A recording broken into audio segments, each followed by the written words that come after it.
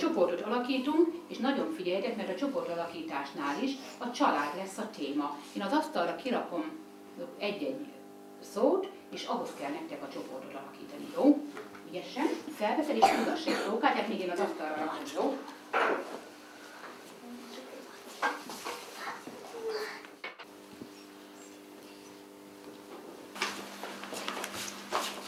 Mindenki kapott?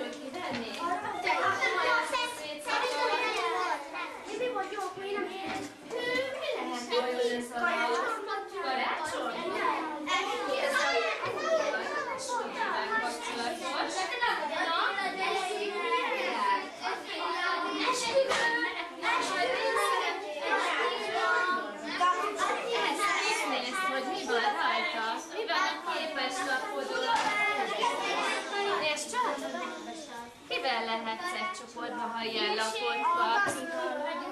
Milyen karácsonyi kerescsok meg? Patriciáék! Bugik mi? Bencevel van. Fogára, mi vagyunk?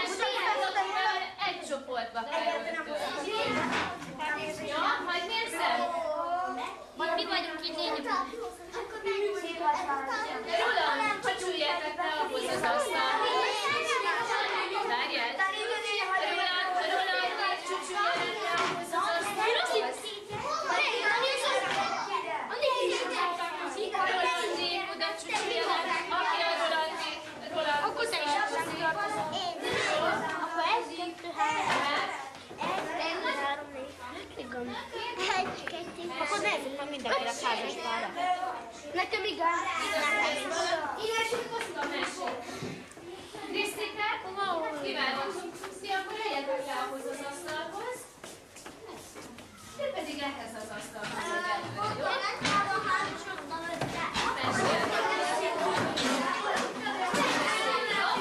Ilyen csak?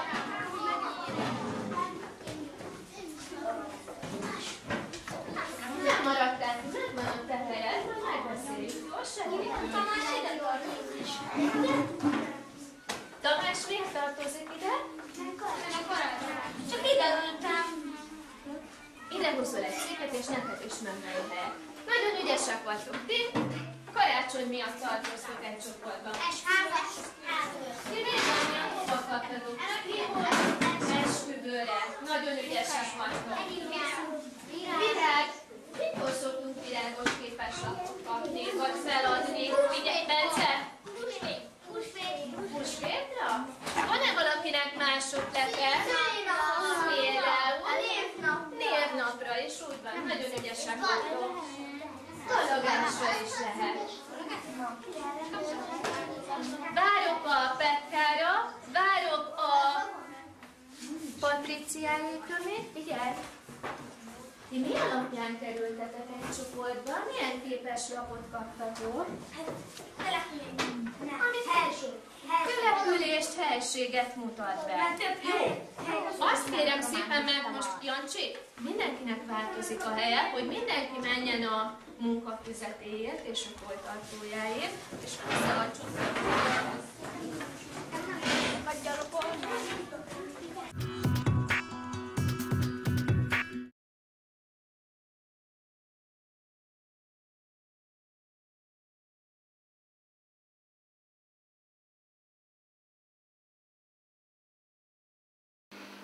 Az első feladathoz a szokásos, szétoztam a borítékokat véletlenszerűen, jó? És akkor osztatok magatok között széjjel minden felelős. Nem vagyok ba. Én vagyok az A. Jó? Jó, B. Nyertünk. Mondjuk a Csak egy pillanat. ki a csendfelelős? Én szó.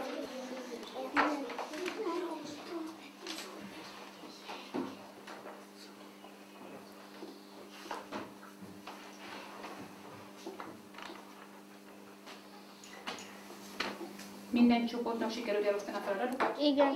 Jó. Első feladat. Én, ha emlékeztek, a múlt héten környezetórán adtam fel házi feladatnak, hogy próbáljátok meg olyan dalokat, mondókákat gyűjteni otthon anya segítségével vagy apa segítségével, amelyben szerepel valamilyen család. Ha visszaemlékeztek rá, segítsetek a csoportotoknak, és írjátok fel a csomagolópapírra a dalok vagy mondókák versikék címét, jó? 5 percet kaptok, a 2 órát látjátok, időfigyelőt kérem, hogy tartsátok be az időt, jó?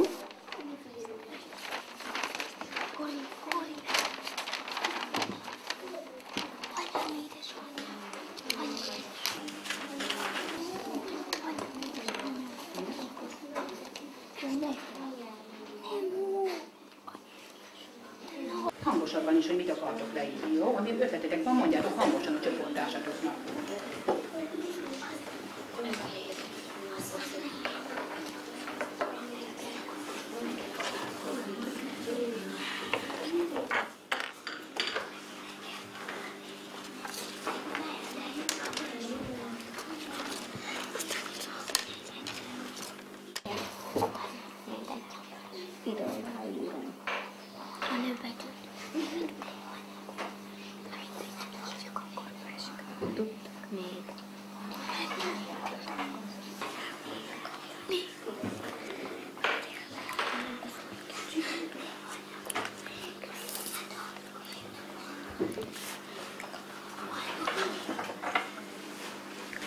Nézzük a csoportokat, én véletlenszerűen kidolgozom. A csoportnevet jöztök és felragadjuk, jó?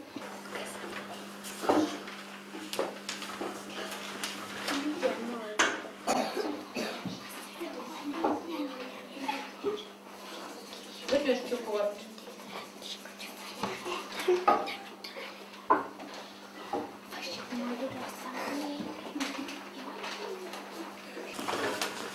Jó, addig már nézhetitek is, hogy melyek azok a dalok, amelyeket minden csoport felírt. Nézzük meg. Van-e olyan, amelyiket minden csoport felírt? Anyám, édesanyám, igaz? Ti is azt kell? Jó. Ezt kell énekeljük, jó? Anyám, édesanyám, elfes lett a csizmám, elfes lett a csizmám, kivarja megint már. Ány, após, anyós, ipa, napa. Nagyon szeretem az ünnepeket. Közülük is legjobban a húsvétot, mert akkor nálunk összegyűlik az egész nagy család. Vagyunk vagy 30-an. Édesanyám szülei velünk élnek. Ennek én nagyon örülök. Édesapám is mindig azt mondja, ilyen kedves apósa, anyósa, senkinek sincs, mint nekem. Elolvastam, ti figyeltétek, találhatunk benne olyan szavakat, amit ismeretlenek. Próbáljuk meg aláhúzni az ismeretlen szavakat. Időfigyelő 5 perc, nézzétek az órát.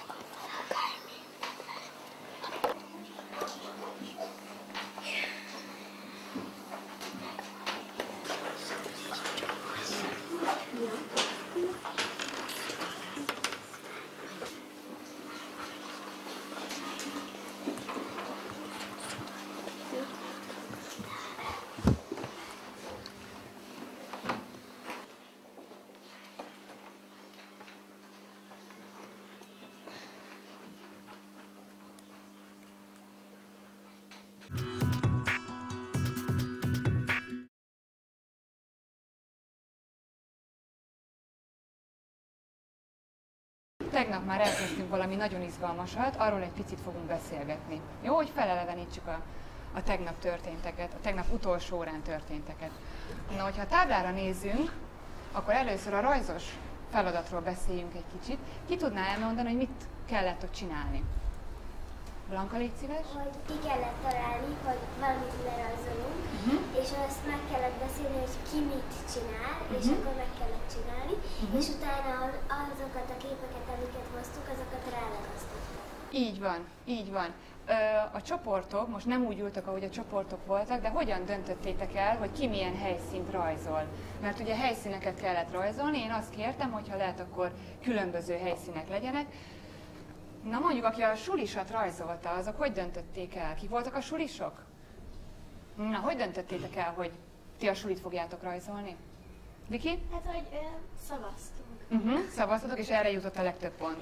Jó, a következő az a naplemente, gyönyörű naplemente. Hogyan döntöttetek, Dani? Hát mi csak úgy, hogy az szép. Megpróbáltuk szépen rajzolni, de mondjuk nem lett valami szép, de... Szerintem csodaszép lett. Én szerintem nagyon jól sikerült. Köszönöm. Dori? Hogy gondoltuk két másfajta tájra, és akkor ez így közös volt bennünk, és akkor ezért ki. Jó, remek, közösen megegyeztetek. És aki ilyen erdő részletet rajzolt, vagy milyen gyümölcsös kert, ők hogy döntöttek? Az Annáikat látom ott, meg a Leilát, az utolsó csoport. Ők hogy döntöttek, Báci? Hát, hogy nagyon-nagyon szép, meg nem olyan bonyolult. Nem bonyolult. Fölraktuk a képeiteket, és hogy döntöttetek arról, hogy ki hova kerüljön? Dani?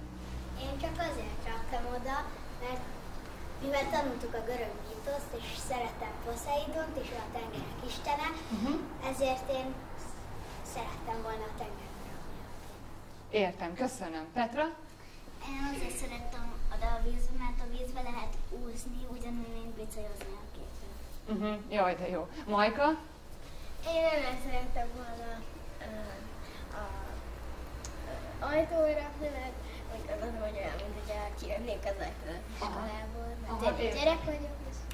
Ó, tök jó, nagyon jó. Én is a görög mitológiát tettem fel, csak én Zeus miatt, a legfőbb isten miatt, mert ő szokott villámpokkal lesütni az égből.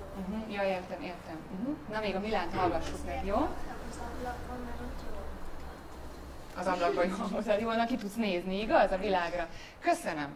Na, ez volt az egyik feladat, amit elkészítettünk tegnap is. Aztán a kisebb táblán, van, aki látja, miket írtunk föl. Ezt is ugye csoportokban csináltunk, és miket írtunk föl? Sára. Tulajdonságokat. Milyen tulajdonságokat? Belső vagy külső. Belső vagy külső. A tulajdonságok azok melyik szófajhoz tartoznak? Eszter? Melléknevekhez bizony. Van, aki valamilyen megfontolásból azt a tulajdonságot írta? Miért írta azt?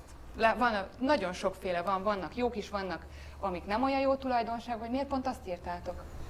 Nincs hirtelen, az jutott az eszembe. Az jutott az eszedbe. Neked mit írtál? Undorító, az jutott az eszedbe. Gábor? Én olyan távra csináltam a kicsit, mert ő egészen kicsit, bocsánat, nem sértően mondtam. Jó, köszönöm. Szula? Azért írtam azt, hogy különleges, mert ez nem ilyen mindennapi szó. Aha, nagyon jó. Viki? Én viszont a cukit írtam, de nem tudom miért, mert eszembe jutottak az állatok, ilyen kis macskák is. Az jutott eszedbe. Anna? Én azért írtam a csodaszépet, mert mind a kettő találom csodaszép. Köszönjük szépen, ez nagyon kedves volt. Petra? Én a jó szívűt írtam, mert a nősírelmető mindig megvan nekünk. Bocó? Én az önzőt írtam. Miért? Azért, mert néha fociba is önzőzők nem passzolok rá. Jó, saját magadról írtál? Igen. Aha, saját magadról írtál. Jó. Mindig az van, amit én akarok. Húha. Jó van, ismered magad, ugye? De azért nem mindig van ez így. Jó, megnyugtatlak. Jó, köszönöm szépen. Beszéltünk egy kicsit a tegnapról, és akkor ma megyünk tovább. Először én nektek egy meserészletet fogok felolvasni. Lehet, hogy van, aki ismeri, lehet, hogy van, aki nem ismeri. Arra kérlek titeket, hogy hallgassátok végig, nagyon figyelmesen. Jó, mindenki. Ezt a mesét most mindenki hallani fogja egészben, és majd utána csoportokra fogunk osztódni, úgy, ahogy tegnap, és akkor már csak a mesének egy részét fogjátok megkapni. Jó, de most az egészet fogjátok hallani. Jó, figyeljétek. Misi mókus. Második fejezet. Részlet. Rókus Mókus bácsi a legöregebb és legtapasztaltabb tagja volt a mókusok társadalmának. Így hát esze is olyan sok volt, hogy minden tudománya már el sem fért a fejében. A tudósok könyvekbe jegyzik fel a tudományt, Rókus Mókus bácsinak pedig egy óriási üres diója volt, abba karcolta bele éles fogával a sok tudnivalót, hogy az el ne felejtődjék. A diót mindig magával hordta. Most is ott lógott a nyakában, amikor megjelent. Hívtatok? Itt vagyok. Mivel szolgálhatok? Csak, hogy itt van Rókus bácsi, fogadta az üdvözlést Mókus apó. Azzal mindjárt rámutatott a kis misi farkára. Mondja csak, Rókus bácsi, mit jelent ez, hogy ennek a kölyöknek fekete a farka? Rókus bácsi megszemlélte misi farkát, aztán így felelt. Hát ez sokat jelenthet. Csak ugyan. De ennyiből még semmit sem okoskodhatunk ki, vágta rá Mókus apó. Az igaz, hagyta rá Rókus bácsi, de mindjárt hozzáfűzte. Várjatok csak, mindjárt belenézek a bűvös diómba, és kiolvasom onnan a jóslatot töviről hegyire. Mókus apóék az ismétlődő bűvigék minden újabb szakaszára megremegtek. Aztán egyszerre eloszlott a füst, és Rókus bácsi felkelt. Csak ennyit szólt. Kész. Micsoda? Micsoda kész? Nem értjük. Izgultak Mókus anyóék. Persze, hogy nem értitek, szólt Rókus bácsi. Csak akkor fogjátok megérteni, ha a bűvölés eredményét érthető szavakba foglalom. Bökje már ki, ha nem akarja, hogy megrepesszen bennünket a kíváncsiság, kiáltotta türelmetlenül Mókus apó. Rókus bácsi tehát kihirdette. Ha a vörös mókus fekete farokkal születik, az a legnagyobb szerencse. A fekete farkú mókus mind ügyes, mind erős, mind eszes, mind agyafúrt. Mindből a mókus nép vezére lesz, ha ugyan ügyesebb, eszesebb, erősebb, agyafúrtabb nem akad nála. Dictum, fuctum, pactum. Na, tetszett nektek ez a része? Jó. Arra szeretnélek kérni titeket, hogy most a tegnap kijelölt csoportok, azok foglalják el a helyüket, jó, és mondom a továbbit.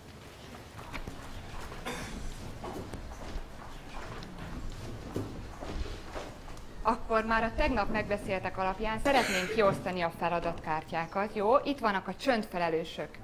Kérem szépen jöjjenek ide, és akkor odaadom, hogy ők nagyon fognak ügyelni most a csendre. Az időfelelősöket kérem szépen.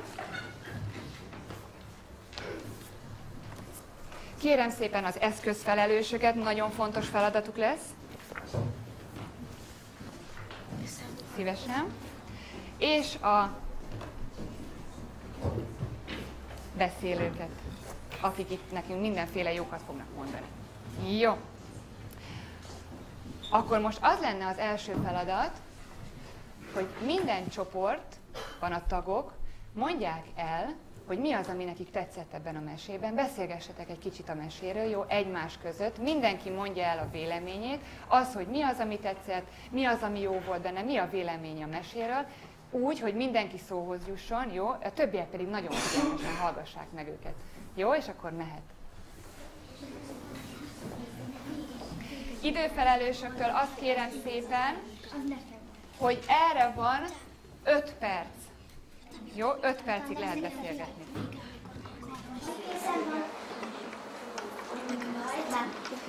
Mi az, ami tetszett neked a mesében? Mi a véleményetek a mókusról? Mi a véleményetek a Rókus bácsiról? Ezeket mind? Jó. Mindenki mondja el a véleményét. Jó, ez most nagyon fontos, hogy mindenki mondja, hogy miért tetszett. Ki tetszett, lehet beszélgetni a szereplőkről, hol játszódik, hogy Jotam is megértse jól. Jó? Hol játszódik ez a mese? Szerintem egy boldogban, meg az erdőben. Szóval teljes. Tőlem kérdezed, Mi jött ki a dióból? hát A dióból mi jött ki? hát egy nagy füst, és abból kiadjuk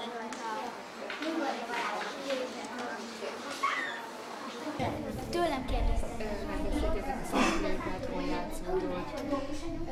Lehet egymásnak ilyen kérdéseket föltenni, ki válaszol rá gyorsabban, jó? Egymásnak, lehet egy körbe menni. Hát szereplő. Mókus anyó, Rókus bácsi, és a mi. Most az egész meséről beszélünk. Most az egész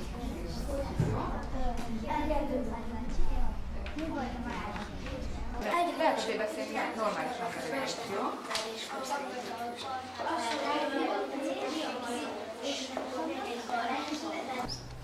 Ki volt a nagy mágus? Rókus bácsi. Misi.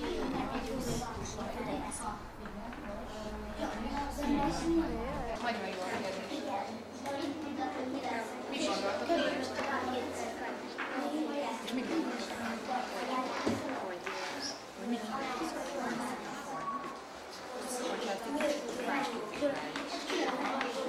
Hogy? Ritka. Igen, vagy? Milyen? Nagyon. Erről is lehet. Jó?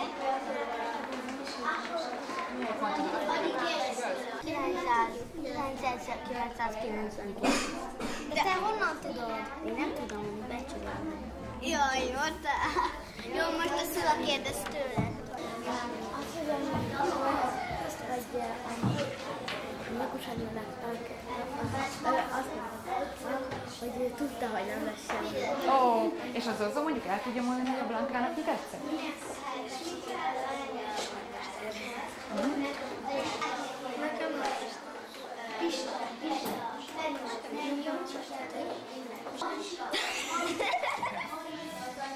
Jó. Jó, köszönöm. Remekül csináltátok. Olyan jókat mondtatok, itt hallottam egy-két csoportot, fantasztikus jó volt. Köszönöm.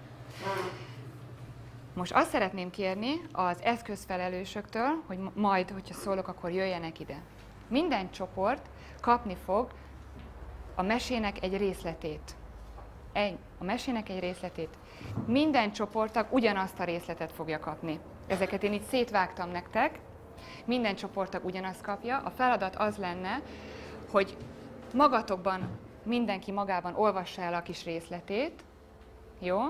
Próbáljon rajta egy kicsit elgondolkodni, és adhat neki címet, hogyha készen van. Jó? Ő saját maga elolvassa, elgondolkodik rajta, és annak a részletnek, ami ott van előtte, ad egy címet. Jó? Ennyi a feladat, Báci? De úgy, hogy fejről hívjuk. Ahogy akarod, ahogy szeretnéd. Ha van kedved, rá is írhatod, mert van, amelyik részen van hely, de itt a hátulján is van hely. Jó? Oda is odaírhatjátok nyugodtan. Jó? Akkor kérem szépen az eszközfelelősöket. Jó? Ez a ti részletetek. Jó? Ez a tiétek. Tessék. Tessék. Mindenki önállóan most magában elolvassa a kis részletét. És elgondolkozik egy kicsit rajta, mit olvasott, és ad neki egy címet. Jó? Erre a feladatra is van 5 percetek. Jó? És mindenki önállóan most olvashat.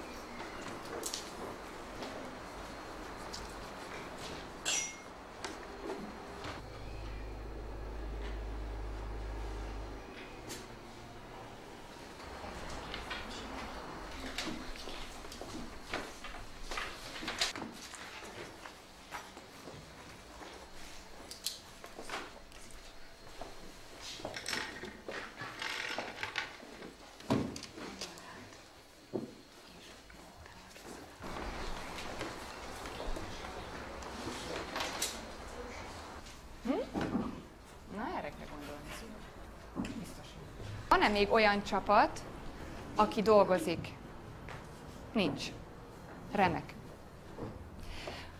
Most azt kellene megbeszélni közösen, a csapatok közösen, hogy ki kellene választani a legjobb címet a részleteteknek. Jó? Most van valószínűleg 4 címetek, ott a Lucáéknál 5, és abból egyetlen egy közös címet beszéljetek meg, jó? Abba próbáljátok megegyezni, hogy egy nagyon jó, rövid, arra a részre utaló címet adjatok, jó? Próbáljátok ebben megegyezni. Le is lehet valamelyik lapra írni.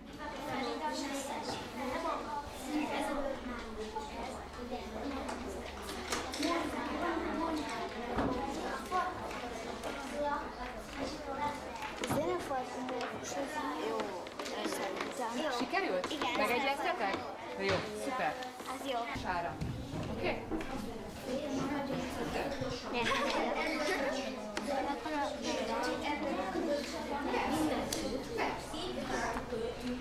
De csak a Misi. Igen, és a többi pedig sírt. Igen. Akkor most egy pici figyelmet kérek szépen, ebben majd fogunk kezdeni valamit. De most egy picit toljátok félre ezt a kis meserészletet, ami ott van. Az eszközfelelősöktől azt kérem, hogy egy csomag zsírkrétát, egy csomag elég, tegyetek az asztalotokra minden csoportból.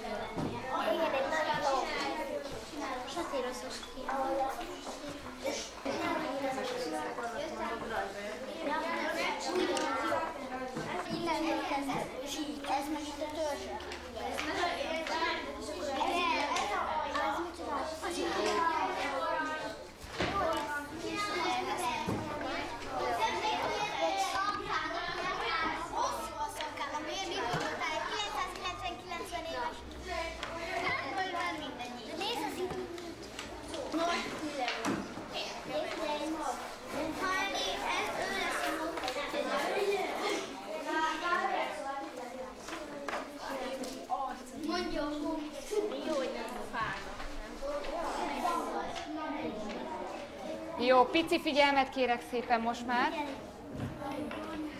Nem baj, hogyha nincsen kész. Légy szíves, üljetek le.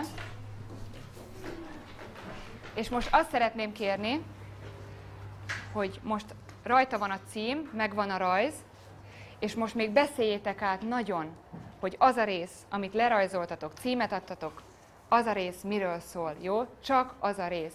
Nagyon figyeljen oda a mostani beszélgetésre a Blanka, a Dóri, a Báci, a Dani és a Luca. Jó? És akkor most mehet a beszélgetés.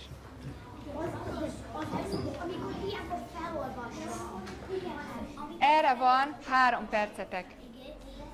3. Jótám? 3. Viki is nagyon figyel. Jó? Ez a rész miről szól? Jó? Ennyi. Ez a rész miről szól?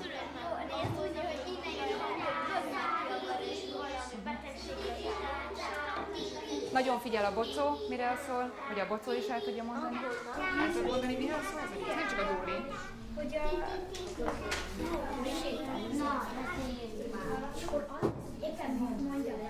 A Dóri szóltál, Dóri. Ez nagyon kevés. Ez a rész, ez az egyik leghosszabb rész, ez nem csak annyiról szól. Itt rengeteg minden történet van még benne. Rajznak van nagyon jó, címnek van nagyon jó, de el kellene tudni mondani, hogy ez a rész, ami nektek van, ez miről szól. Jó, de ez mindenkinek nem csak neked.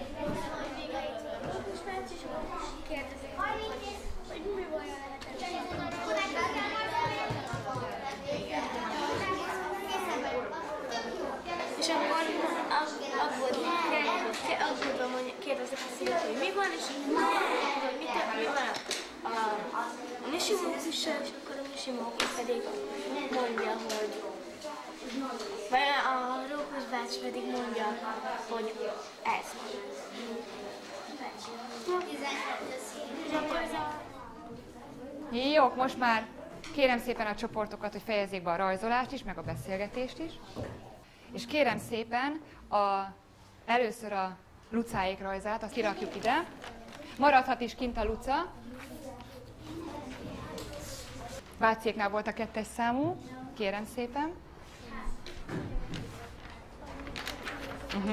Nagyon jó. Jó, valakinél volt a 3. számú. Az egyik részből kettőt csináltam, mert így jött ki a mese, és ezt a részt ketten is el fogják majd mondani. Mi volt nektek a ti részleteteknek? Mi lett a címe, mi volt a történet? Nekünk a csapatunkkal, nekünk a legeslegelején van, amikor elmagyarázták, hogy a Rókus bácsi olyan okos, hogy beírja egy dióba a tudományát, és akkor egyszer hívták a szülők, hogy a Mókus Misinek fekete a farka, és ezért nem tudták, hogy mi történik vele, és a Rókus bácsi pedig elmegy és elmagyarázza nekik. Remek, milyen címet adtatok neki? A fekete farkú Mókus. Nagyon szépen köszönöm, ügyes voltál. Na, a második csapat. A Rókus-Mókus bácsi előveszi a dióját, és kinyitja, és futkározik körbe-körbe, és mondja azt a varázs szót, és belefúj, kijön a füst, és akkor Nálunk az volt, hogy amikor vége volt a varázsigének, amikor elmondta a Rókus bácsi, akkor mondta a Rókus bácsi, hogy semmi gond, mert ha egy kis mókusnak fekete a farka, az csak jót jelentett, nem is rosszat. A kis fekete farkú Misi, az felébresztette a többieket, és akkor a Mókus bácsi az mondta, hogy nem lehet baj, és lehet, hogy karmester lesz belőle, mert megsiratja a többieket. És akkor mondta az anya, hogy ő tudta, hogy nem lesz belőle baj. Jótám? Jótám? Na gyere, légy szíves. Na gyere, dehogy nem. Na gyere, segítünk neked, jó? Na akkor az 1-es képről. Arról szólt, hogy a mi kis jelenetünk, hogy a Mókus bácsi elment Misiékhez, és ez a kép azt ábrázolja, hogy már közelik Misihez, és Misi így örül neki, hogy nem a Mókus bácsi. Mókus bácsi. Jó, te ezt gondolod róla. Jó, a második képről, második csapat, Anna. A miénk arról szól, hogy a Mókus bácsi ugrándozik, belefújt a makjába, diókába, és valami fura mókusz-pókuszat mond, és hogy izgulnak a szülők. Jó, köszönöm. 3-as kép. Hát, Jótám. Képünk ahol szól, hogy a Rókus-Mókus bácsi belefúj a dióba, mondja, hogy kész, hogy nagyon jó az, hogy fekete falkú a kis mókus. Ó, remek, ügyes voltál. 4-es kép? Milyen arról szólt, hogy amikor Misi Mókus elkezdett sírni, hogy azt találták ki, hogy lehet, hogy karmester lesz. És nagyjából ez volt is a befejezés. A befejezés. Jó, nagyon szépen köszönöm, a helyetekre mehettek. Most mondani fogok 3 állítást, és véleményvonalba kellene beállni. Jó, hogy mi a véleményetek arról, hogy a Misi Mókusnak más színű volt a farka. 3 állítást fogok mondani. Az egyik az, hogy nagyon nagy előny az, hogy a Misi Mókusnak más színű volt a farka vége. Ez az egyik állításom. A másik állításom az, hogy teljesen mindegy, hogy a Misi Mókusnak fekete volt, vagy nem volt fekete a farka vége. A harmadik állításom pedig az, hogy ez nagyon rossz neki, hogy a farka vége ez más színű. Jó, ez a 3 állításom van, most mindenki egy picit elgondolkodhat, hogy melyiket választja. Jó, az ajtónál van az, hogy nagy előny, itt középtájt van az, hogy mindegy, és mondjuk itt a Majkánál van az, hogy ez neki rossz. Jó, és akkor nagyon óvatosan el lehet dönteni.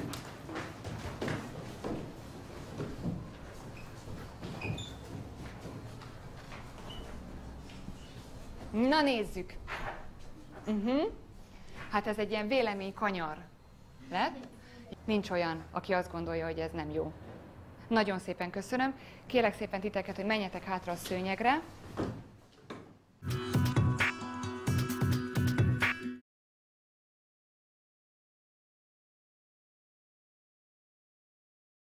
Bár azt gondolom, hogy ugyanazokat kellene használni a fejükben, mint amit általában szoktunk. Beszélni kell majd, véleményt kell formálni, iminek nem kell nyüzsögni, állandó feladat. Azonban a tárgy az más lesz. Olyannyira más lesz a tárgy, hogy a tárgyunk az a tárgy. És általában azok a dolgok, amik körülvesznek bennünket. Arról fogunk egy kicsit beszélgetni, meg egy kicsit közösen dolgozni, hogy azok a hétköznapi, meg nem hétköznapi tárgyak, anyagi dolgok, jelenségek, amik bennünket körülvesznek, azokhoz mi hogyan viszonyulunk, milyen viszonyban vagyunk velük, mit gondolunk róluk, minek tulajdonítunk jelentőséget, és minek nem. Mi lesz egy közösség, közös jelentőséggel bíró Gergő tárgya, és mi az, ami nem. Jó? Az első dolgunk ezzel kapcsolatban, szerintem a könyveket tegyék is el, mert ilyen még nem volt soha, hogy mindenkinek itt lett volna a könyve, de most nem kell. Jó? A füzetet is.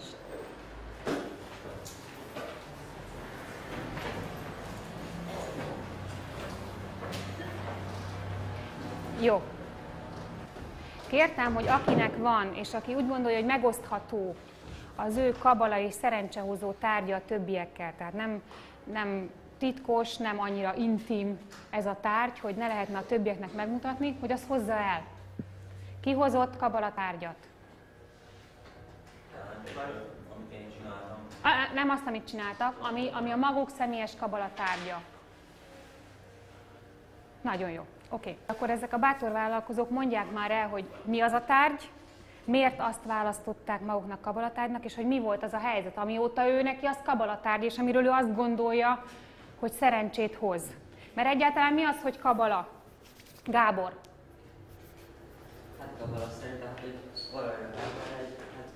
magánál tart egy olyan dolgot, ami szerintem szerencsét hoz. Aha, tehát egy szerencsét hozó tárgy. Tudjuk a szónak az eredetét?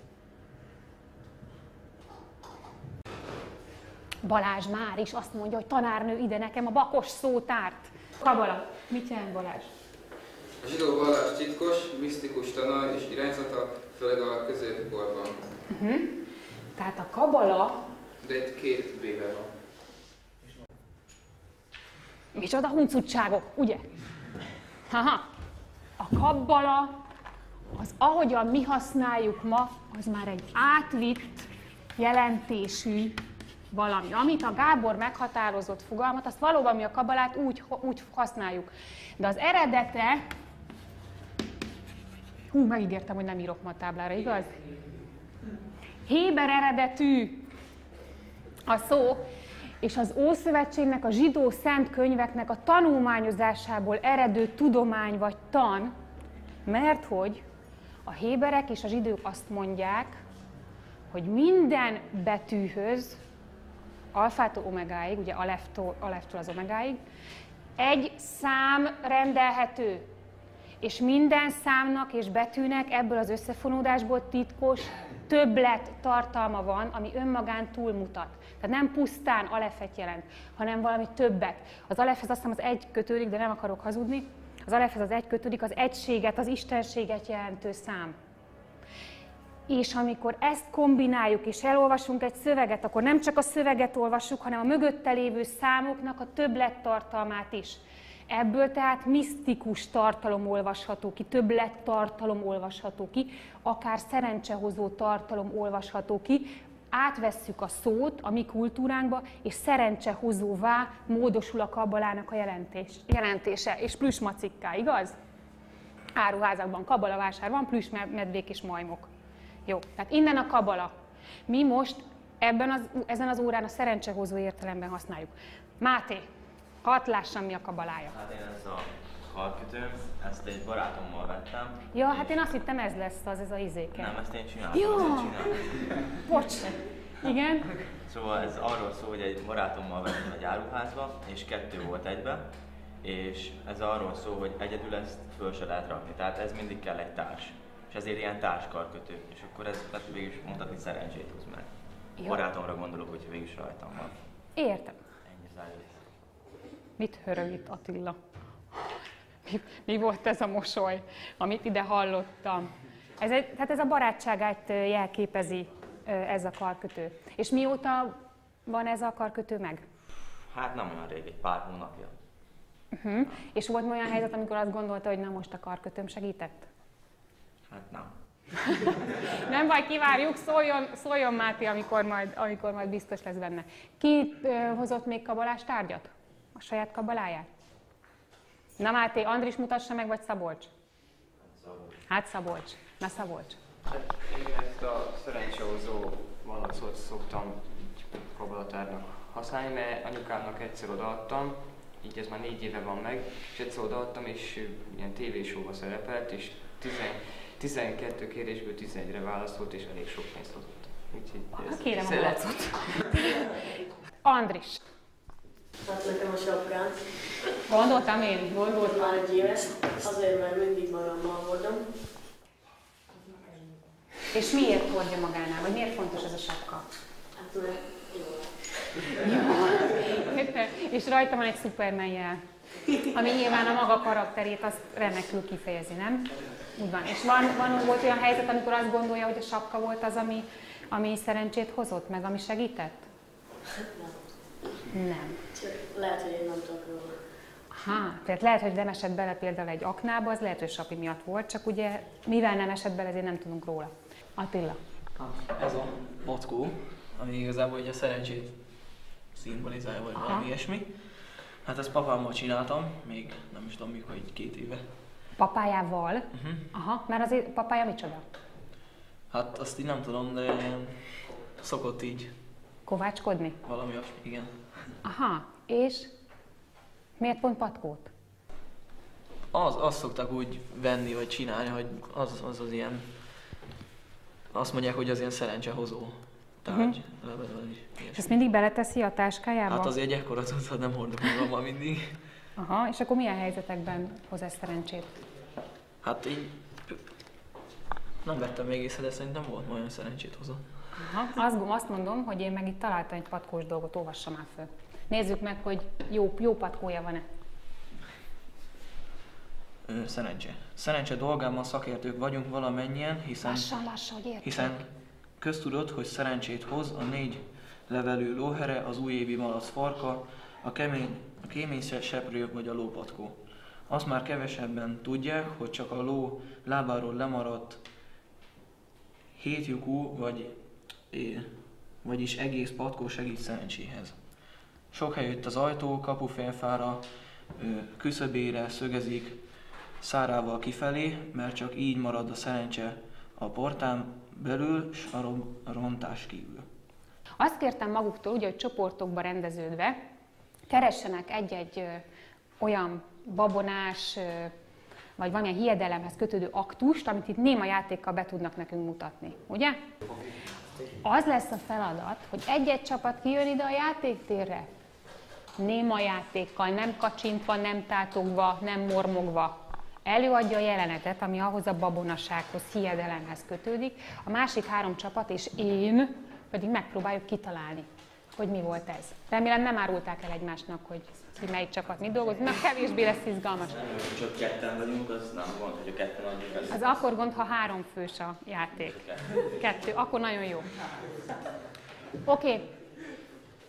Jó, melyik csapat vállalkozik elsőként?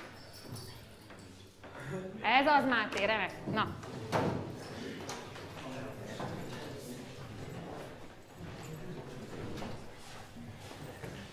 Kik tartoznak még az ő csapatukhoz? És maguk szerényen háttérben maradnak, érted?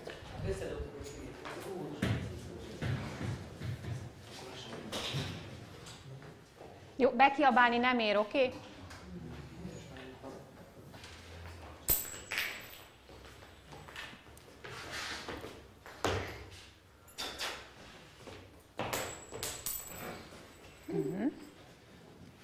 Ez nagyon jó volt. Ismerjük ezt a babonát? Na, mi ez a babona? Valaki talál pénzt, akkor azt köbdösen is el kell dobni maga után. Miért? Mert így többszörösen visszatérül, vagy valami ilyesmi. Hát, ezt nem tudom. Bár még sose dobtam el pénzt, amit találtam. Tehát nem tudom, de igen, azért, hogy többszörösen szerencséje legyen, és hogy még több pénze legyen aztán ezzel az aktussal kapcsolatban. Jó, nagyon jó, fiúk. Oké.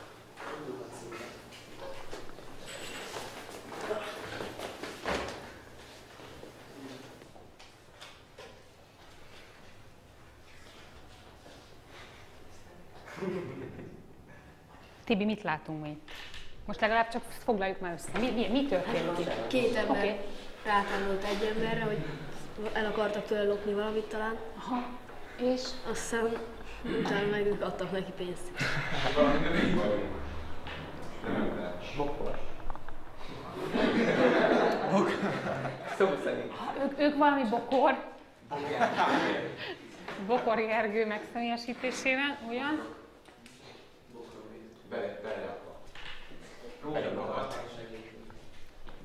Hogy van ilyen babona talán, hogy akiben rózsabokor akad, az pénzt szerez, vagy valami ilyesmi? Bence, tud ilyesmiről? Bence, tud ilyesmiről? No, hát ki vele? Mert én nem tudom. Elolvastam én is. Na hát akkor ossza meg velünk már. Hát az, hogyha egy emberbe bokorba akad, bármilyen bokorban, akkor szerencséje lesz. De általában anyagi formában történik többnyire. Aha, hát én ezt nem tudtam. És ha Bokor Gergőbe akadunk, akkor is? És sűrűbben fogunk találkozni ezen túl Gergő folyosón. Jó, remek, nagyon jó.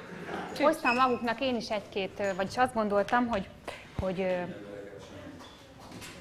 hogy beszélgessünk még arról, maguk szerint az életnek melyik területeihez kapcsolódnak ezek a babonák, ezek a hiedelmek?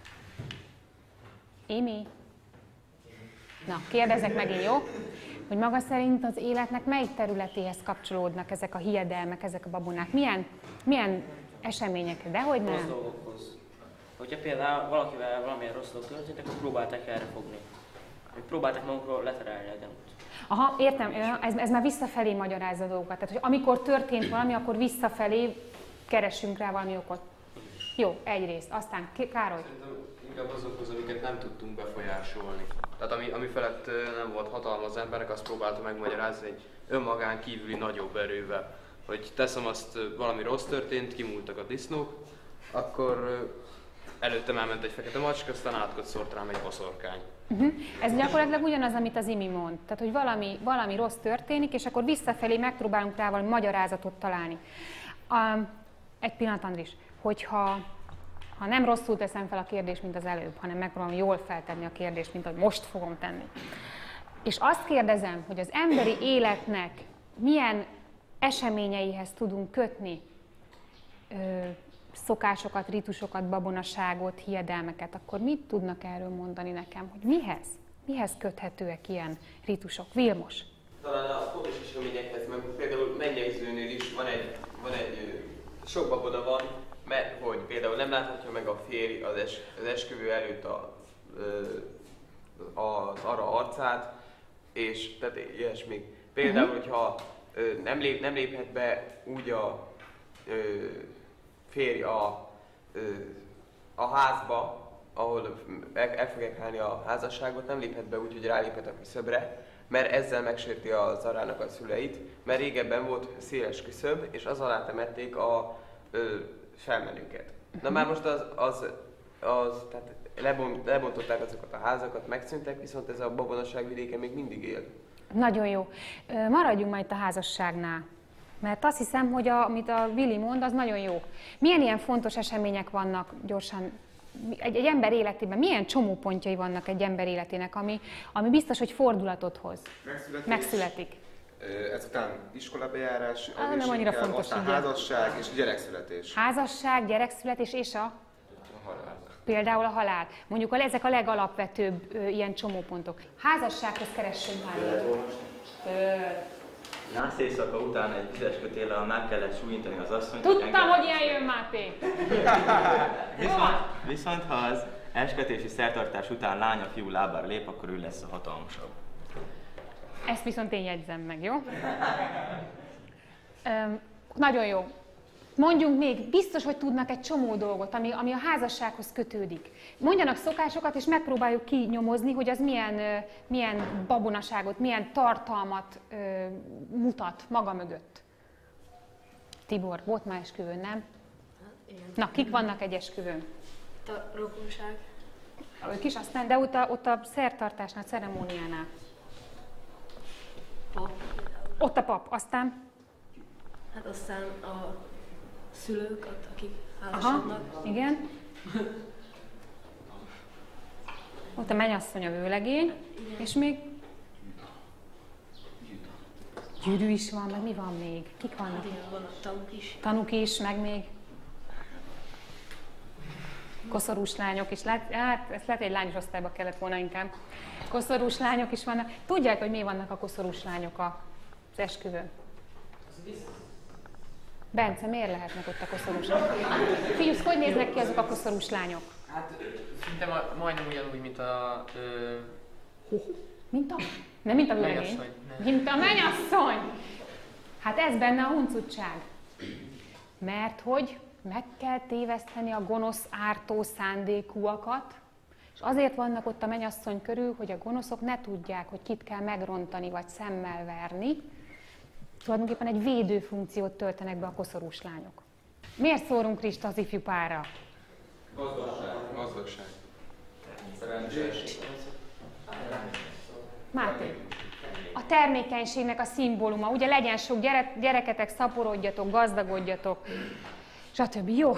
No, látjuk, hogy megvannak ezek a fordulatok a mi mindennapjainkban, igaz? A karkötőnkben, a shoppingban, a rózsaszín malacunkban.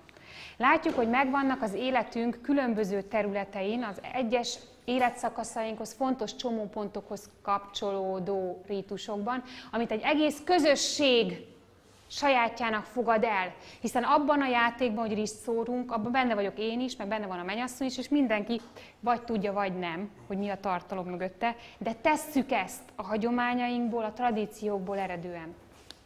Azt mondom, hogy nyelvi szinten is működnek ezek a tartalmak, ezek a tradíciók. Azt kértem maguktól, hogy gyűjtsenek olyan szólásmondásokat, igaz? Amiben valamilyen hiedelem fogalmazódik meg, vagy valamilyen babonaság fogalmazódik meg. Ugye? Oké, akkor lássa megint a csoportokat, hogy ki mit talált.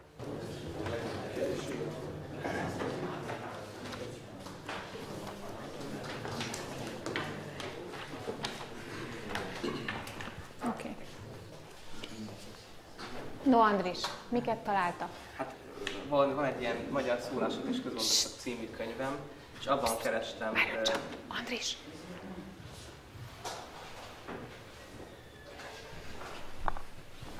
Elég elvont közmondások vannak, például a reménység jó reggeli, de annál silányabb vacsora. Reménység jó reggeli, de annál silányabb vacsora. Hű! Maga szerint ez mit jelent, Andris? Ezért mondtam. Fejtsük meg együtt, Károly. A reménység jó reggeli az, hogy amikor még látjuk, hogy van időnk rá, hogy esetleg valami történjen reggel, amikor még előttünk az egész nap, akkor még persze jó reménykedni. De amikor már este van, ugye, hogy már kb. 1-2 óra, aztán megy mindenki aludni, akkor már nem sokat tehetünk. Úgy van. Tehát, beszéltünk arról, hogy személyes kultikus tárgyak. Beszéltünk arról, hogy egy közösség által elfogadott rítusok és szabályok. És most tartunk ott, hogy nyelvileg hogyan fogalmazódnak meg ezek a babonák. Úgy tűnik, hogy ez egy kicsit nehezebben megy ilyeneket keresni, hogy szólásokban, mondásokban hogyan fogalmazódik ez meg. Ki az, aki olyat talált, ami babonához, hiedelemhez, rítushoz köthető fordulat? Tudtam, hogy ez nehéz lesz, én is nehezen találtam. Viszont Máténak van 2 olyan klassz szólásmondása, hogy szeretném, hogyha közkincsé tenné. Igen? Az egyiket én olvasom, a másikat meg a Marci. Hát az első az a lányok nem volt szabad fütyörésznie, mert attól megnőtt a csecse. Köszönjük! Egy fiúosztályban, igen, készüljünk fel mindenre. Marci? Nem szabad tűzbe pisálni, mert attól kisebesedik a pisilőszerszám. Táborozásokhoz hasznos tanácsadás. Jó, tehát ezek sem annyira a babonasághoz köthetőek, de mindenképpen hasznosak. Köszönjük, Máté, a gyűjtést. Én hoztam azért néhány olyat, amilyen babonasághoz köthető. Az lenne a kérésem, és tényleg csak néhány percünk van már rá, hogy találjuk már ki, hogy milyen babonasággal kapcsolható ez össze. Köd előttem, köd mögöttem. Vili, mit jelent ez? Itt se vagyok. Majdnem. Aha, ez a... Tehát most már innen elmentem, még azt sem tudom, hova megyek, viszont most én itt vagyok. Jó, nagyon gyorsan, átmenetileg vagyok csak itt. Tudják, hogy honnan származik ez a mondás? No, állítólag német eredetű a mondás, és azokról a német felvidéki területekről származik, ahol nagyon ködös a vidék. És a ködöt azt általában ilyen szellemalakokkal és rémalakokkal is társítják. És ez a feltűnésnek és az eltűnésnek a képzetét, azt ezekhez a szellemalakokhoz társítják. De mivel ugye nagyon sokáig volt a német nyelvnek befolyása a miénkre, ezért a köd előttem, köd mögöttem, aztán átment.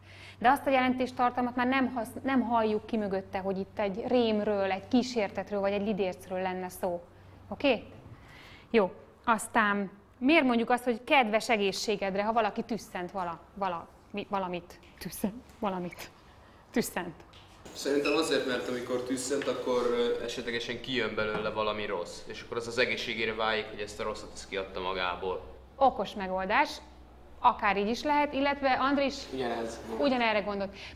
A tüsszentést azt állítólag az ártó szellemek okozzák. És hogyha én az ártó szellemekkel ellentétes tartalmú mondatot mondok, a kedves egészségedre, váljék egészségedre, azzal semlegesítem ezt a hatást. Értem? Ki gondolná, ugye, amikor tüsszentünk. Jó. A következő dolgunk az megint az lesz, hogy lépjünk egyet ezen a képzeletbeli lépcsőn. Eltávolodunk most már a saját kultúránktól, jó? És megnézzük, hogy más kultúrákban, tőlünk idegen közegben hogyan működnek a tárgyak, illetve mit tudunk mi az ő tárgyaikról. Adok maguknak képeket. 6 képet kap mindegyik csoport, jó? Bocs. Ez mennyi? 3. 1, 2, 3, és egyet ott hagytam.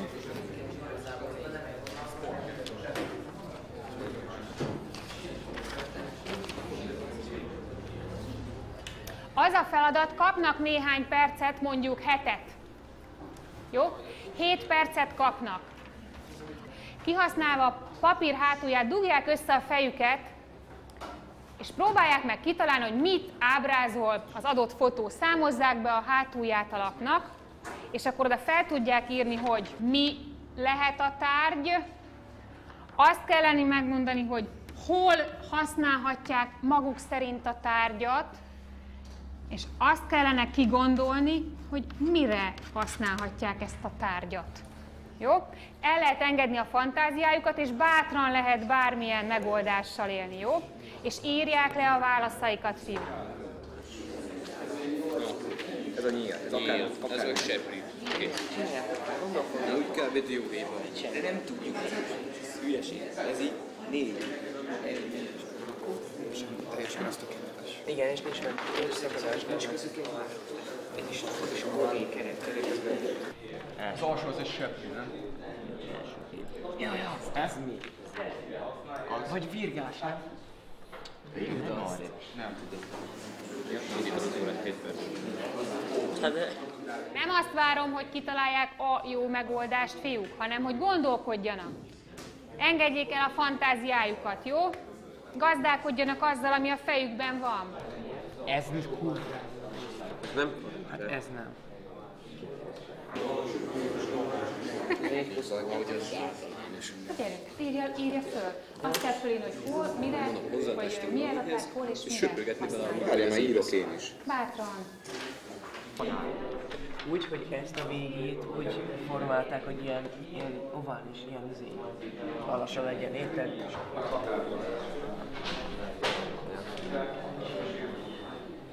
Ja, a kicsi jó volt.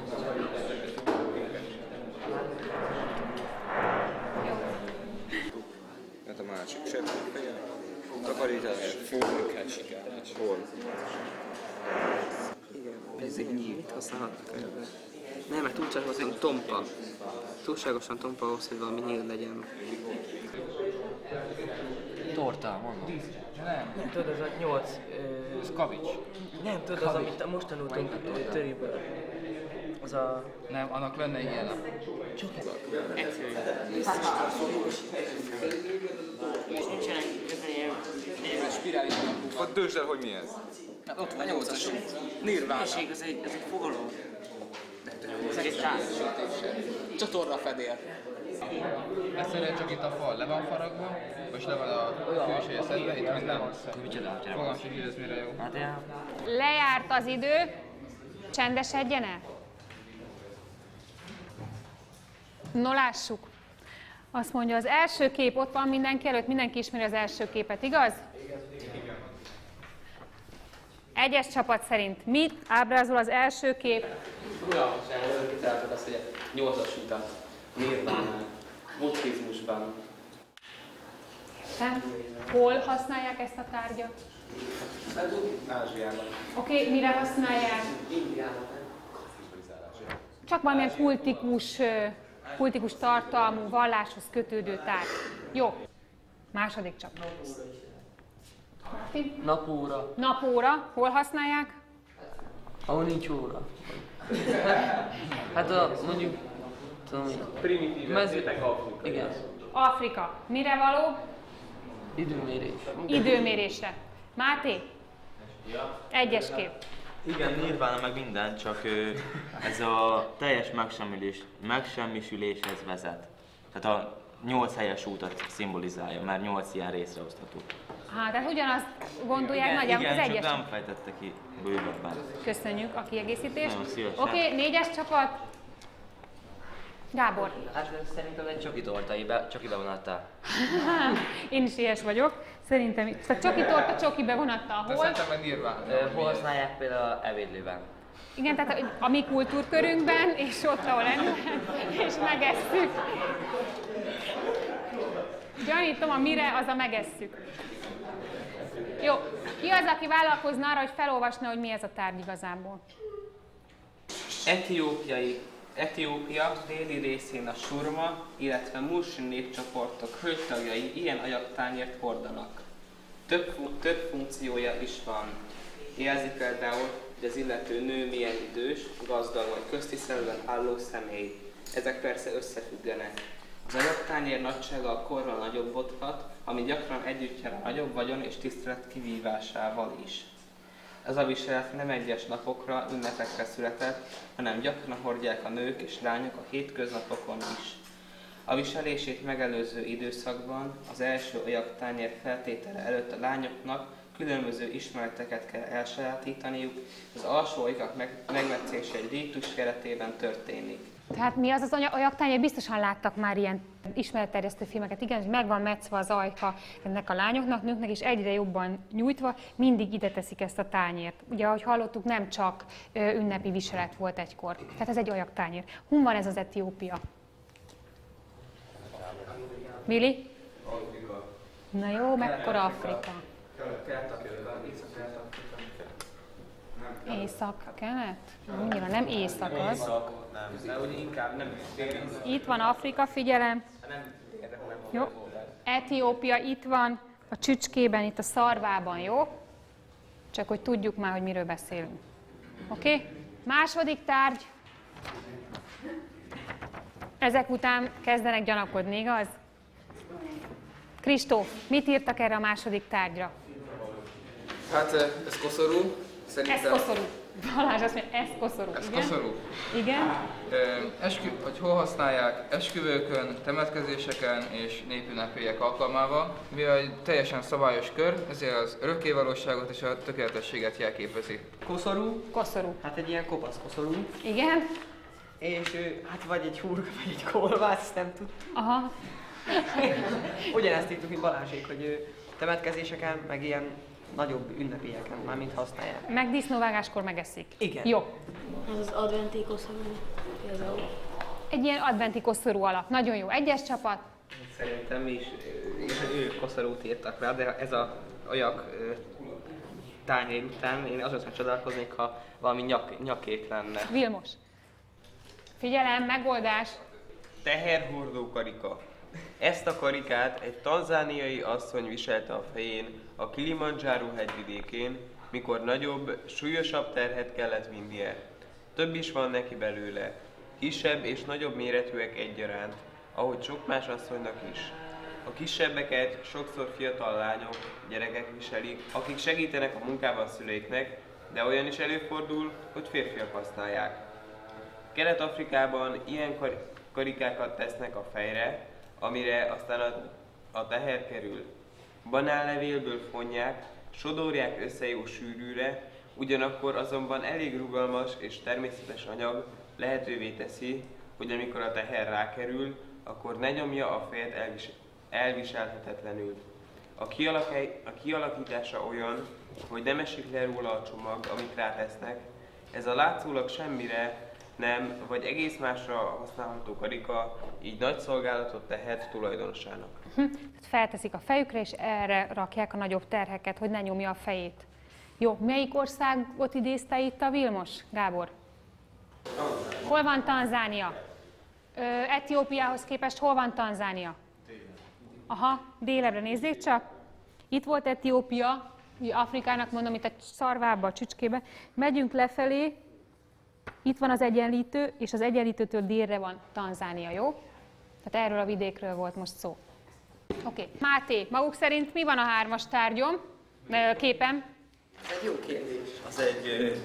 Ez egy... irányjelző. Irányjelző. Egy nyíl. Egy nyíl. Így van. És fehér. Köszönjük. Ezek kimerítették a mondandójukat? Nem tudjuk. Egyébként talán lehet, hogy ez egy ilyen bot. Sétabot. Ez egy sétabot. Irányjelző. Mit mondanak? Sétabot. Mindkét oldalon lehet fogni. Talán ő. Aha, nagyon praktikus egy sétabot. Gábor. Nem ez, hogy a szekér és a lovak közé rakják. A ló befogásához szükséges eszköz? Hát de mekkora? Tehát sétapálca, irányjelző, a ló és a szekér kapcsolatát biztosító valami, aztán... Fagycsapnyitópálca. Micsoda? Fagycsapnyitópálca.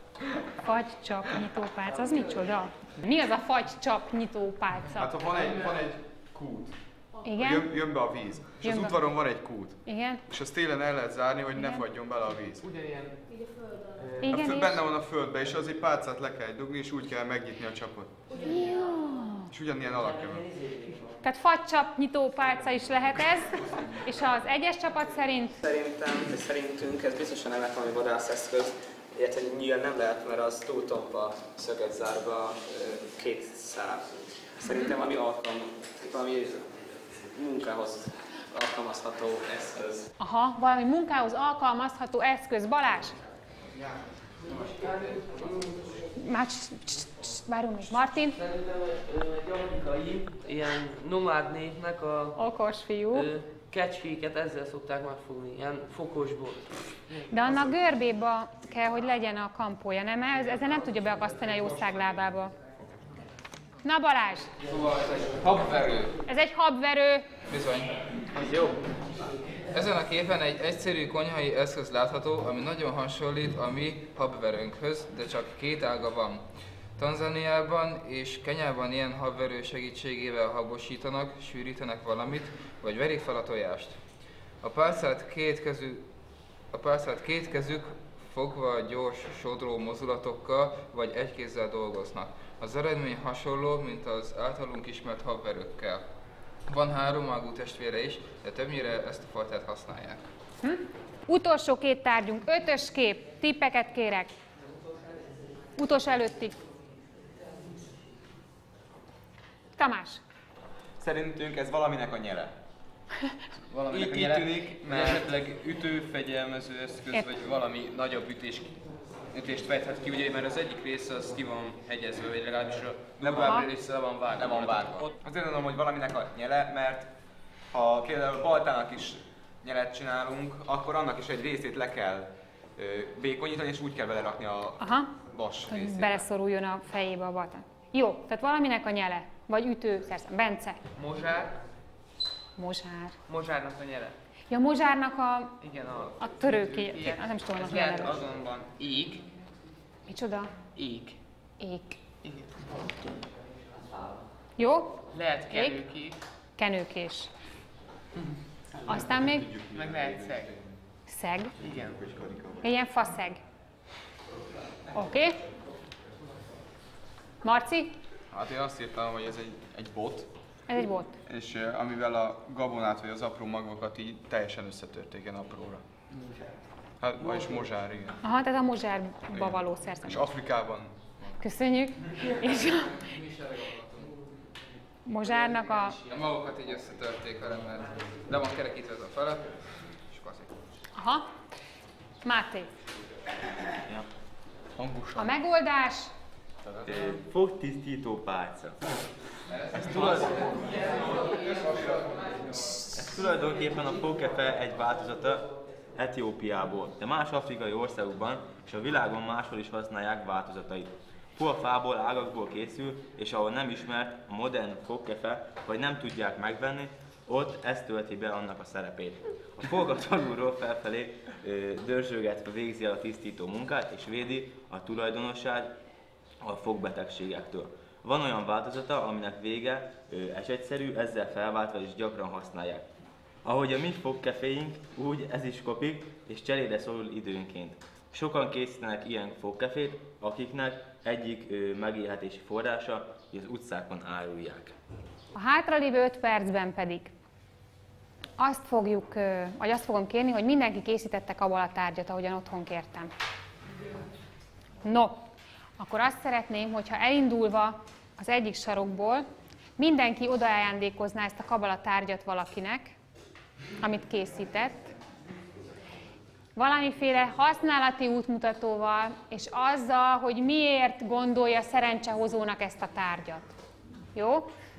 Szeretném, hogyha mindenki kapna. Jól van, Imi, akkor maga nem is kap. Majd én magának hozok egy szerencsehozó tárgyat jövő héten, jó? Magának is, Tamás. Sok lesz már. No, szóval, Kristóf, mit hozott? Mit készített? Egy ilyen kettest formáló drót, akármit. Aha, miért ezt gondolja szerencsehozó?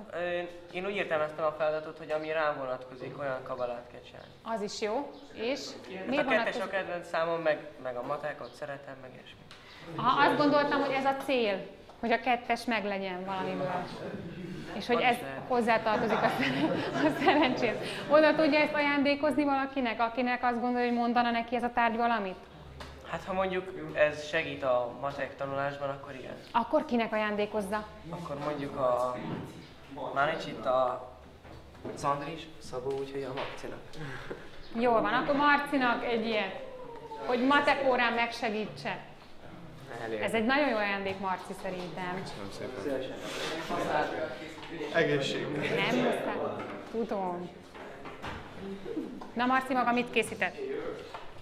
Hát nekem, és apukámtól kaptam egy ilyen kerek radírt, és én ezt így kifestettem, mint egy focilabda. De szép. És hát én ezt odaadnám mondjuk a Gabinak, ahogy a fociba, mert ugye focizik, és hogy sok szerencséje legyen. Ez nagyon jó. Én is meghatódtam egy pillanatra. Kösz. Köszi. Gábor. Hát én csináltam egy ilyen kutyaféleséget, ugyanis azt mondják, hogy az ember legjobb barátja a kutya, akiben hát úgy meg tud bízni, és akkor ez a kutyaféleség, ez így elűzi a rontásokat, meg akik így átkoznak, tehát ez egy ilyen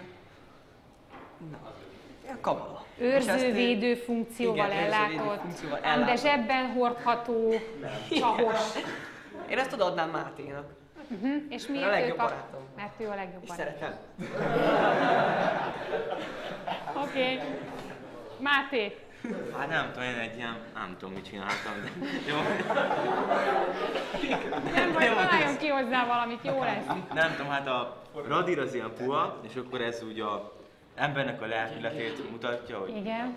Puha belül, ezért van ilyen puhasága is, szóval ilyen vatta, meg ezek a kiálló rajzszögek, vagy ilyen, nem tudom, tüvek belőle, ezek az embernek a gondolatait szimbolizálják, és akkor nem tudom, hát de jól néz ki szerintem.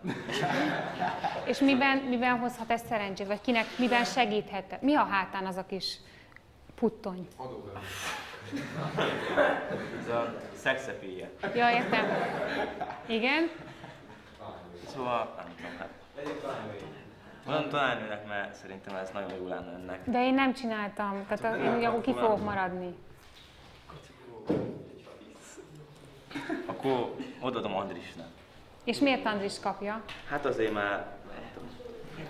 Mert ő olyan puha, úgyis olyan puha belülről. És a gondolatai is, és az egész jelenség az egy ilyen... Oké. Andris. Én egy piramist csináltam, hogy miért, az fogalmam sincsen. Mindenesetre kész van. Hogy tanárom adta a gömbformát, hogy legtökéletesebb. Én szerintem a piramis a tökéletesebb, mert a gömböt leteszem, azt tudja, hogy arrébb gorul. És akkor mi van? És bosszantanak. Szóval a piramis meg azért is szerintem, mert már ott vannak például a gízai piramisok, azok már több mint 2000 éve állnak folyamatosan, és még nem sok bajuk történt éppen. És kinek szeretné ajándékozni ezt, hogy 2000 évig álljon és ne történjen baja? Ezt most kell volt. Fogalmam sincs, kinek adjam. Ki szeretné? Andris, bátran. Az van kabala. Továbbadhatom? Igen. Na, akkor Karcsi. Jó, Karcsi 2000 évig álljon. Lesz mit napítani. Karcsi maga készített? Nem készítettem. De? De van eszmei érték, és olyan embernek adom, aki tudja is értékelni. No. Viszont azt viszont nem nagyon szeretném megmutatni, hogy ez micsoda. Aztán visszaadom neked. Jó, hát erről akkor nem tudtunk meg semmit. Ki az, aki még készített ilyen tárgyat? Balázs! Hát ez ilyen R2D2 ékszerész féleség akar lenni. Hát azért ékszerész, mert az ékszerészeknek szokott ilyen jelenni, akik nézik a drága köveket.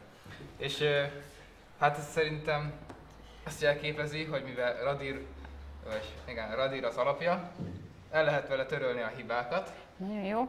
És mivel sok fémet tartalmaz, ez a fém céltudatos felhasználását is jelképezi. Hú, komoly. És kinek szánja ezt a kabalát? Hát... Héjának. Szabolcsnak. Szabolcsnak. Oké. Tessék Szabolcs. Szabolcs? Hát én egy ilyen már elég régóta használt ceruzát, mert már ez nekem már általános iskolában megmaradt ceruza, és már annyit írtam, hogy ilyen ekkora lett, és akkor ez már csak úgy És ezt elajándékozná? Hát, odaadom szívesen.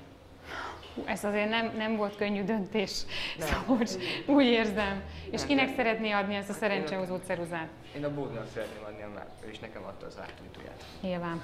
Az üzlet az üzlet. Van még valaki, akinek a tarsójában van? Gábor? Hát én egy kis karkötőt csináltam. Micsodát? Kis karkötőt. Igen?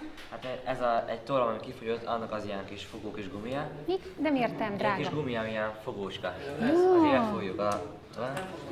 Igen? És ezzel a tollal írtam nagyon sok ötös, kicsit rosszabb latindogát. Figyelem, ez nem rossz latindogához, igen? És ezt olyanok ajándékoznám el, aki nem olyan jó latinból, vagyis csak néha voltak kicsit, amikor nem volt olyan, és ezért igen, így pontos. Amúgy nem olyan rossz, csak néha volnak is. Nehézségek. Így van. Úgy van. Köszönöm szépen. És akkor ez segíteni fog Kristófnak. Van még valaki, aki készített, és én nem szólítottam őt? Kristóf! Hát, én egy ilyen napot készítettem, mert ez az életnek a jele. És kinek adná oda? Gábornak odaadom. Köszönöm. Neki már van? Neki már van? Gábor pedig begyűjti a kabalákat. Jó, kihagytam valakit? Vilmos.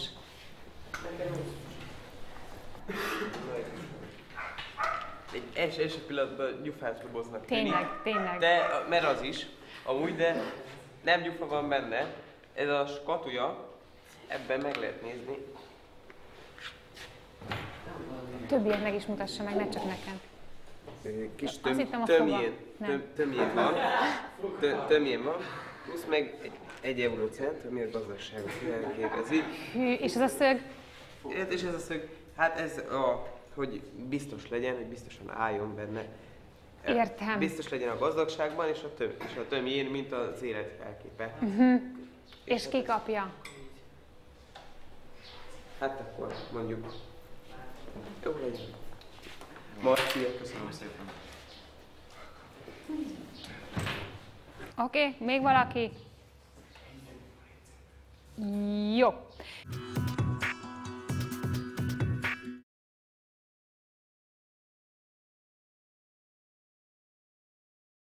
Akkor a Cipőbajnokság című játékkal kezdünk. Ki mondja el, hogy miről szól, hogy van ez a játék? Na, Sári, szépen foglald össze. Hogy mindenkinek ki kell venni egy cipőt, és meg kell keresni, hogy ki a cipő, és a saját cipőnket nem szabad kivenni, és nem szabad gurítani. És még egy fontos van, hogy nem szabad. Nem szabad gurítani, hanem fel kell venni a lábunkra. De még egy nagyon fontos szabály van. Nem szabad csúdosni. Egymásra figyelni. Az biztos. Csak lábbal nem szabad elengedni a kezét. Bence, mondjad? Nem szabad elengedni a másik kezét. Mindvégig fogva kell tartani a kezeket. Úgy van. Na, mehet? Rajta.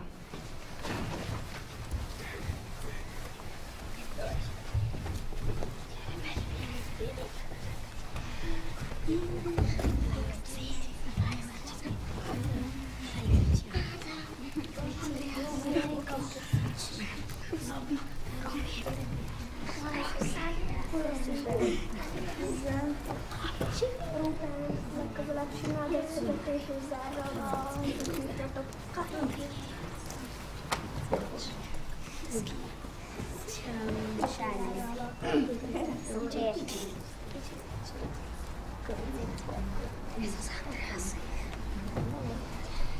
Na, megvan mindenkinek a cipője? Igen. Na, ennek örülök. Akkor sikerült. És nem engedtétek el a kezeket? Nem. Ügyesek voltatok. Csücs!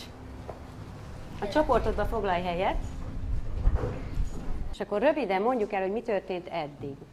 A múlt órán megismertünk egy Téa nevezetű gyereket, akiről tudunk mi valamit? Hát mit tudtunk meg róla? Malájka. Azt tudtuk meg róla, hogy nem annyira barátságos mindenkivel. De igen, ebbe igazad van, de ez a te véleményed, vagy honnan tudjuk? Kaptunk kis kártyákat, és azokra rá volt írva, hogy Elveszi a nővére cuccait. De ezt ki gondolja? Ki mondja? A nővére. Aha, olyan kártyákat kaptunk, amin mindig valakinek a gondolata volt T.A.-ról. Például a nővérének az volt a véleménye, hogy Mindig elveszi a dolgot. piszkálja, mindig elveszi a cuccait. Mi volt a véleménye a másik testvérnek? Ki tudja? Hogy szokott vele játszani, és nagyon szereti a testvérét, és szeret vele játszani. Igen, itt szó nem volt arról, hogy elvenni a dolgait, nagyon jól játszanak. És mit van ott az apukája? Okos, szorgalmas gyerek. Okos, szorgalmas gyerek. Mit mondott? Anyukája? Ruben. Hogy soha nem írja meg a leckét, és hogy nem szorgalmas. Hát ez ugyanaz? Nem, ez egészen más. És ennek kapcsán arról beszéltünk, hogy nem ismerjük őt, csak azokat a véleményeket, amiket mondanak róla. No, most ezzel fogunk tovább játszani. Mindenki kapott a borítékjába egy tollal írt kártyát, amin van egy szó. Ne mondd el senkinek, minden csoportnak egy másik jelenetet kell majd előadni. El kell képzelnie, hogy ez a T.A. azon a helyen, amit a papíron olvasol, mit csinálhat, hogyan viselkedhet. És ezt el kell játszani majd a szőnyegen. Kaptok egy pár perc felkészülést. Anna, az lesz a feladat, hogy vagy némán, vagy hangosan el kell játszani egy jelenetet. Mindenkinek szerepelnie kell. Jó? Ha elkészültetek, akkor megnézzük egymásét. Most egy picit gondolkozzatok, és találjátok ki.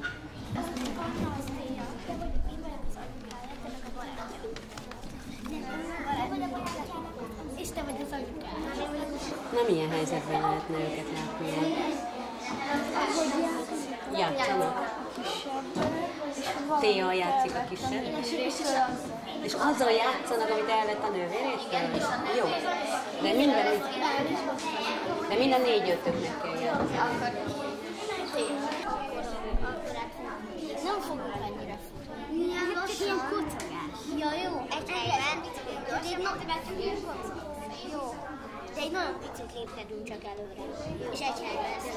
Szinte egy helyben fogunk. Tomási András vagyok, és kész. És akkor most a tanárok, nem az anyukája meg ott lesz. Nem kell, és az ki? És akkor mondja hogy mondtam, hogy többet kéne tanulni. Mondja, figyelj! Figyeljetek! De itt nem az apuka lenne fontos, hanem az én anyukája. Hogy te inkább, de te legyél T.A. Ő legyen ő a Lilla, a barátnő. És a Lilla anyukája, aki nincs jó hatással, ugye azt mondja el.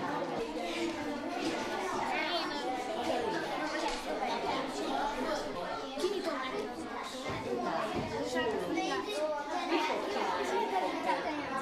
Megvadjuk a jelen. Jó, azt hiszem, de hogy egyébként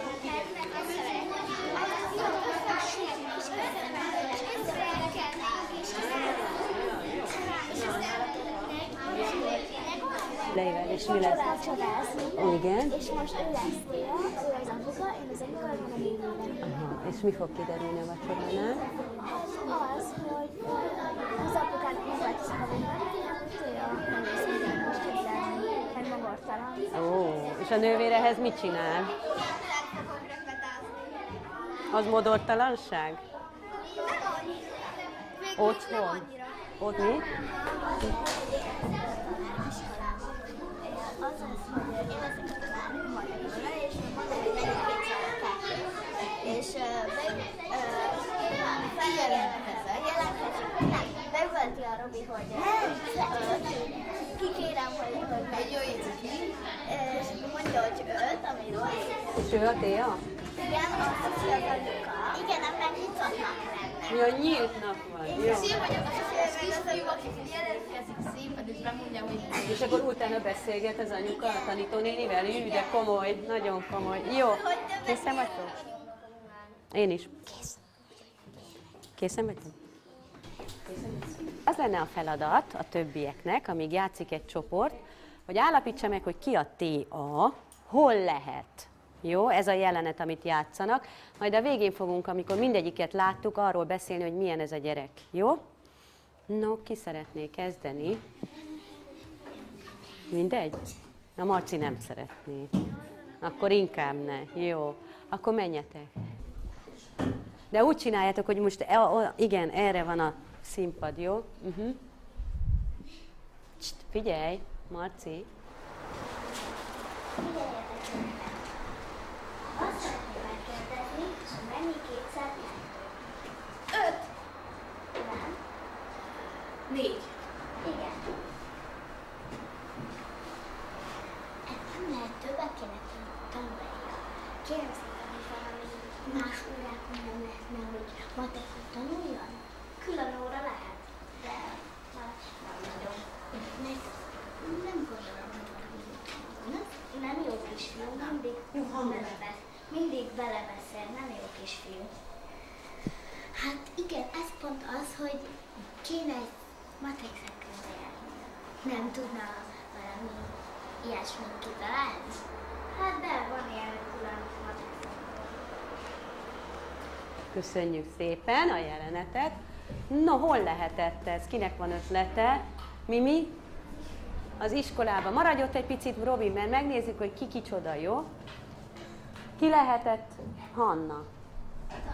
Ő volt a tanító. Úgy van, várjál. Ki lehetett? Bence. Bence, te voltál Téa? Nem. Ki lehetett Robi? Kicsoda, Sári?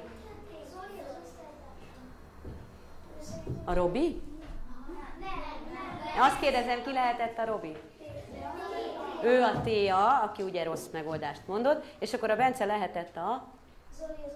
Zoli az osztálytárs. Így van, és akkor a Sziszi? Hát mit keresett ott a Sziszi? Az anyuka mit keres ott? Ruben? Mit keres ott? Mondjad. Vagy szülői értekezlet volt, vagy olyan rosszaságot csinált a Téa az iskolába, vagy nagyon butaságokat mondott órán, hogy biztos behívták a szüleit. Igen, szerintem nem ez történt, Kata? Szerintem pont az volt, hogy nyílt nap volt, és Sziszi elment megnézni az órát. Így van, pont erre gondoltak, ügyes vagy, nyílt nap volt. Köszönjük, csücs. Ugyanaz a feladat, nézd meg, hol lehet ki a Téa? Köszönjük, figyelj! Igen. Szia! Megjött a barátod. Hello! Gyere, menjünk be játszani, barbizni.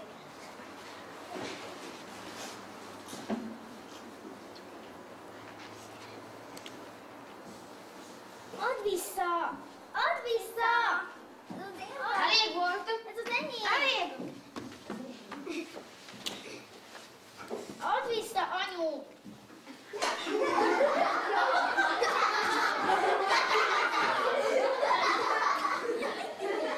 Jó, oké. Van-e még valami?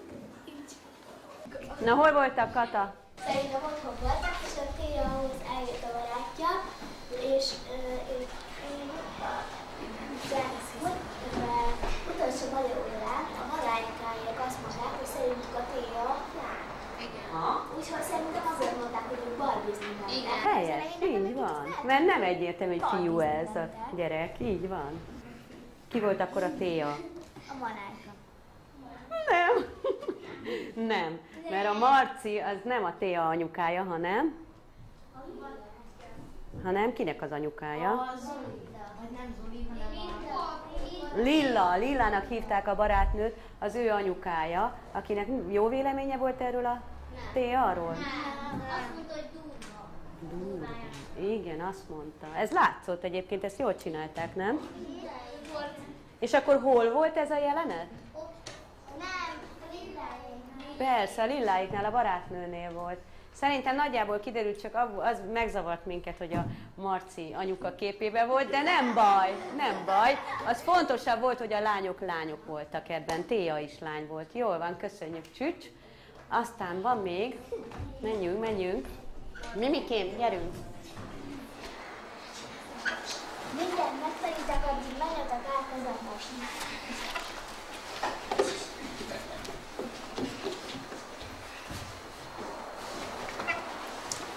Na, mert most állunk az éjszakát.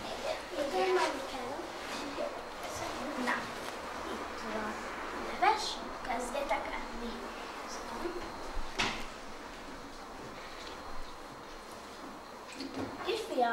habzsolj!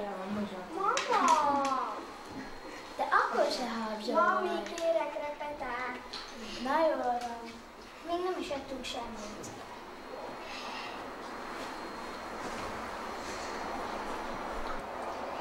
Mami, mikor jön hozzánk át Palkó? Ma nem, sajnos.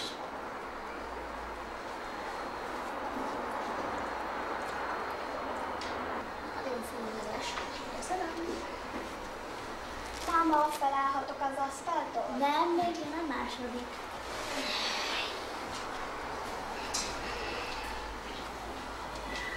Malac sült lesz. Aj, micsoda finom. Kisfiam, ne csalódjon már a vonalon minden ételre, amit fűzek. Köszönöm. Semmi. Kisfiam, húzd ki magad. Te is.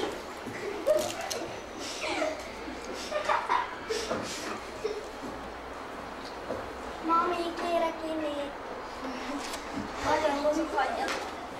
Köszi. Nem jól elhagytad.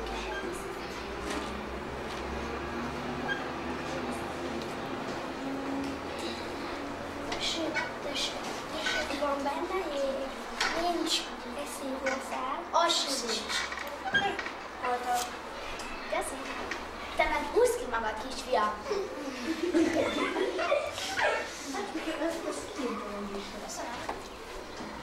Kisfiam, ne habzsolj! Már egyszer megmondtam. Jó, szerintem ebből mi már kitaláltuk. Köszönjük. Nagyszerű. Mondjad, Bence, 2 dolog, igen. Tehát lehetett egy ebéd, és lehetett egy jóga óra. Jóga közben nem esznek. Ja, hogy úgy kellett ülni szegénynek, igen. No, de kinek van tippe? Igen, ebéd lehetett, aztán? Az Ádám volt a Téa. Igen. A Benedek volt az apuka.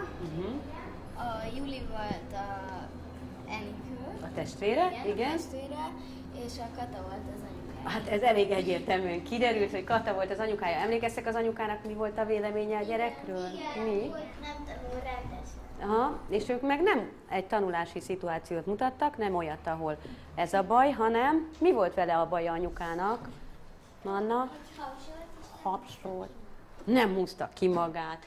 Úgyhogy sok-sok baja volt. Apuka meg megvédte őt? Igen.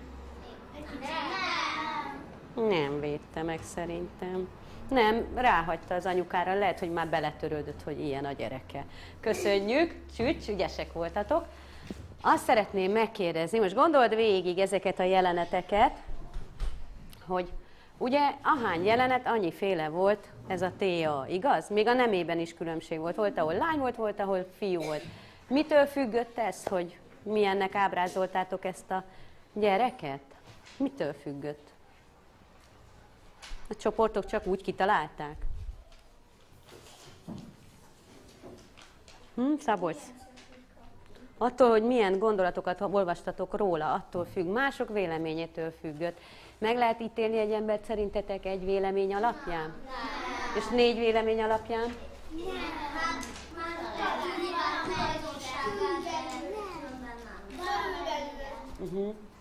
Mit gondolsz, hogy lehet jól megismerni egy embert? Julcsi. Hogyha te magad ismered. Várj egy picit, mit tudod, hogyha te magad ismered, igen, és? És hát ha ismered. Ha ismered, igen. Hangosan mond? Beszéltél már vele. Beszéltél már vele? Hát lehet, hogy úgy, igen. Mi kell ahhoz, hogy egy emberről véleményt alkothassunk? Ismerjük. Hát biztosan. A saját véleményünket akkor tudjuk megalkotni, hogyha mi magunk megismerjük. És sajnos nagyon sokszor látjuk, tudjuk azt, hogy emberekről úgy alkotunk véleményt, hogy Kinézet. Például kinézetre, anélkül, hogy beszélnénk vele. Erről már egyszer volt szó, és akkor is megbeszéltük, hogy nagyon sokszor nem. Így van. És hogy ez nem jó, hogyha mindig mások véleményére hagyatkozunk, és az alapján ítélünk meg, mert mindenkinek más a véleménye egy-egy gyerekről. Van, aki nagyon szeret minket, van, aki kevésbé, igaz? Pedig olyan nagy különbség köztünk már, hogy magunkban nincsen. Mégis van, aki ezt szereti, van, aki azt. Meg lehet egy emberről egy vélemény alapján ítélni, hogy milyen? Nem. Na, akkor én most arra leszek kíváncsi, hogy ti milyennek látjátok ezt a T-at. Azt fogom kérni, hogy rajzoljátok le őt méghozzá egy olyan szituációban, amit itt az előbb eljátszottatok, bármelyiket lehet választani, vagy egy zsírkrétát, vagy egy színes ceruzát vegyél elő, saját jelenetedet is lehet választani, és adjál nevet neki, jó? Eddig csak azt tudtuk, hogy úgy hívják, hogy T.A. Mostantól néven kellene nevezned, saját nevet adjál neki, és utána, hogyha lerajzoltad, erre most nem lesz sok időnk, akkor be kell őt mutatni, jó? Szerintem írd oda, igen.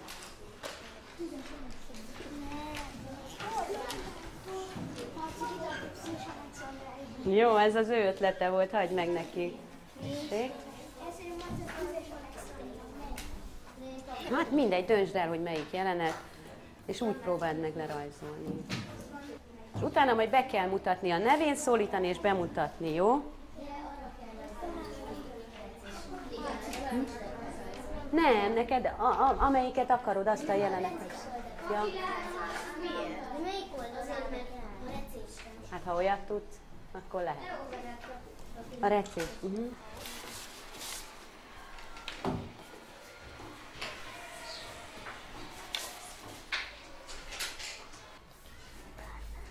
Mit?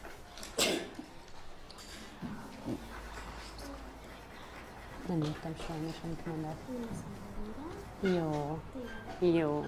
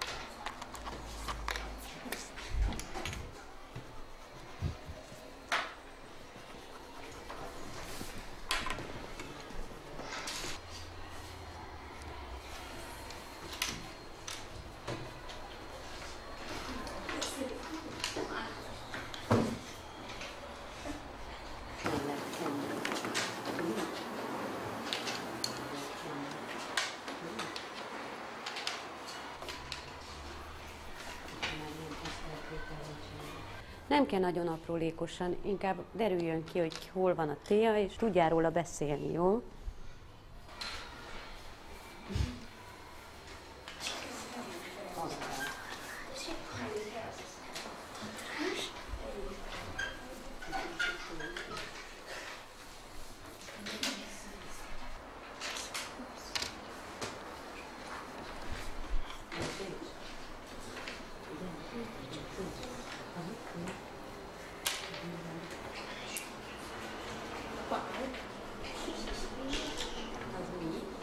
Most tényleg csak így nagyjából, hogy tudjunk róla beszélni, és találj ki egy nevet.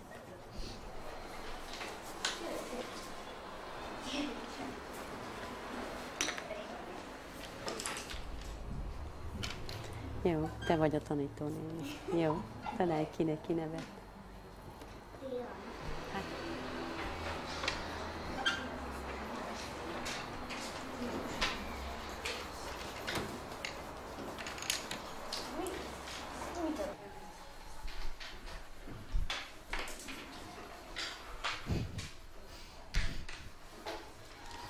Jó, most már a színezést is lassan fejezd be.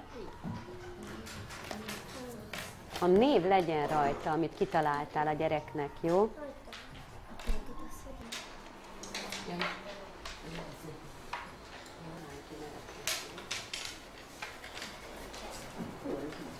És majd azt fogom kérni, hogy aki akarja, az hozza is ki, és akkor kirakjuk a táblára, és úgy mutathatja be, jó? Na, van, aki már elkészült. Szerintem még egy picit várunk, és akkor elkezdjük, jó? Mi volt? Ezt tudod letolni, Miklós? Ez egy nagyon nagy erejű, ilyen mondai hős volt, a Toldi Miklós. Ezt tudod? Nem? Nem tudtad? Volt egy ilyen? Színező? Aha. Igen, ez egy nagyon erős ember volt. Toldi Miklós. A lánya, igen, Toldi Aliz. Milyen? Aha. Írd rá a nevét. Jó. Juli, kéne nekünk a neve most már a papírra.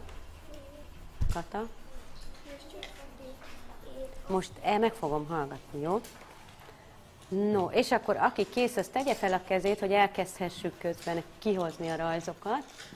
Jó, 1, 2, 3, 4. Jó, kivel kezdjük, ki szeretné? Na, Ádám, gyere! A többiek figyeljenek, miközben színeznek, jó?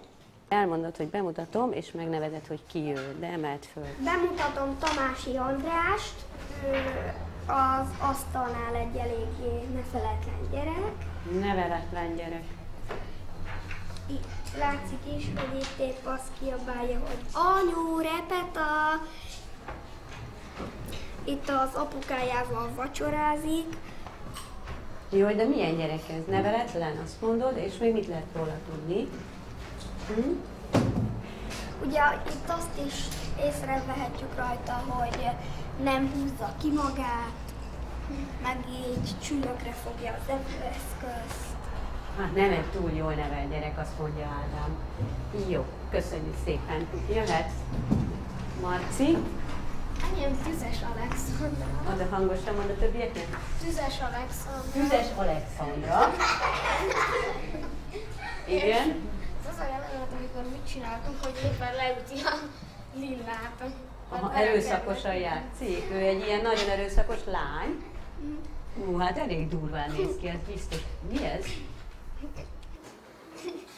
Ja, hogy ez a barátnője lába. Jó. De nagyon jó nevet választott a Marci, mert milyen név ez? Hát lánynév, ugye? Igen, de ezen kívül. Hát jól illik rá, jól kifejezi. Igen, hát köszönjük, elég vadóc. Jöhetsz?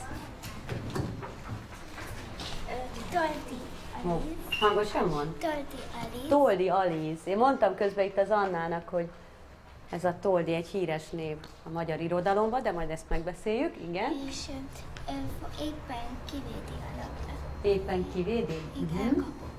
Mert milyen ez a gyerek? Focizik. Oda hangosan mond nekik. Focizik. Focizik. Ő egyébként mit lehet tudni róla? Hogy egy csapatba játszik, mert itt a meze. Azt én értem, hogy csapatba játszik, mert itt a meze, de milyen ez a lány? A tulajdonságait tekintve milyen? Vad és erőszakos. Hű, szegény lány. Jó, köszönjük. Gyere, mindjárt mindenki, jó? Sziszi utána. Mondd csak. Itt Tom Oliver, itt látszik, amik éppen fut. Itt meg az edzőtársa, aki meg azt kiabálja, hogy he-he, én győzök. Itt meg egy néző azt ordibálja, hogy lusta Tom. Lusta szegény. És még az edzés előtt felzselézte a haját. Tehát szeret így kilógni is a sorból, egyébként pedig egy lusta kisfiú. Igen. Köszönjük, Tom Aladár. Sziszi? Hát nincs túl jó véleményetek szegény. Téa. Talkó Andrást. Milyen? Talkó András, igen. És itt az asztalnál jönnek.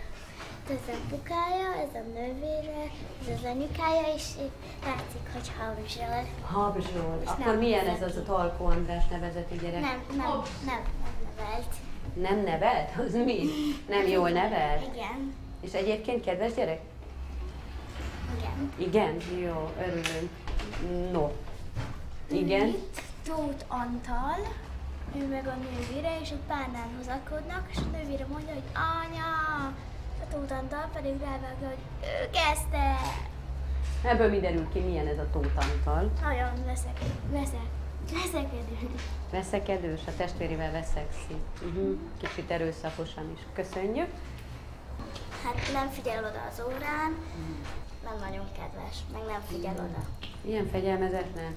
Hát szegény Téa, egyre rosszabb. Jó? Rosszul növelt gyerek, már mindig a nővére cuccaival szórakozik. Hűha, de kemények vagytok. Tóth András. Tóth András? Hát nem okos. Az Nem biztos. okos. Egyébként kedves? Jól el van a társaival, vagy milyen? Hát többé-kevésbé. Jó. Annak örülök, hogy többé-kevésbé el van azért a társaival. No? Én bemutattam Tarkó Andrást, aki éppen fut. Nem lehet túlságosan kitartó. Lehet, hogy nem jó sportot választott, nem? Lehet. Az anyukája kiabál vele, hogy Alex, az apukája meg azt mondja, hogy hagyjad még gyerek. Ó, apukája megvédte, köszönjük. Akkor végre valaki a védelmére kell. Tordai Anna. Tordai Anna. Szerintem egy kicsikét gorombalány. Goromba. Rossz csont és nem jól nevelt. Jó. Lehet, hogy jól nevel, de rossz csont, igaz? Kicsit rossz csont. Kicsit rossz csont, de? Nem különösebben elvetemült fickó, ugye? Úgy tűnik, a te véleményed nem olyan, mint itt volt valaki, aki ugye nagyon gorombának találta. Szerinted annyira nem? Nem. Jó, ennek örülünk. Hát nem szorgalmas és nem olyan jó sportoló. Nem olyan jó sportoló. Nagyon ügyes, csak picit beképzelt. Köszönjük szépen. Na, már reméltem, hogy a végére egy ilyen nagyszerű, pozitív vélemény lesz, de nem igazán. Hát elég rosszakat gondoltatok sokan ti erről a fiúról, pedig azért voltak jó vélemények is róla. Emlékeztek? Igen. Hogy például szeret? Az öccsével és rajzolni is szeret. Sőt, volt, aki azt mondta, hogy nagyon kedves gyerek, ugye a Palkó? Ez valahogy itt a végére elsikkadt. Én már csak annyit szeretnék tőletek kérdezni, hogy gondold végig, hogy érezted magad a mai...